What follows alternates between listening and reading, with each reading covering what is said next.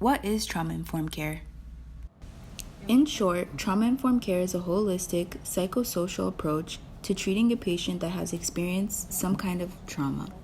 It considers not only their physical health, but also their mental, emotional, social, and spiritual well-being.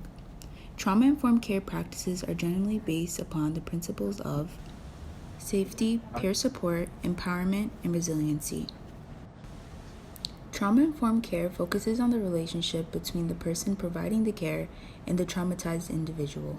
Strong relationships that are built on trust and support can help a person feel safe physically and emotionally, and this ultimately promotes resilience and empowerment.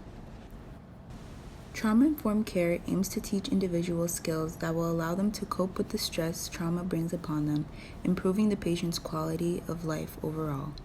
Trauma-informed care, when applied to interpersonal and community violence, focuses heavily on promoting resiliency. Resiliency is the process that involves positive adaptation despite exposure to adversity or significant stress.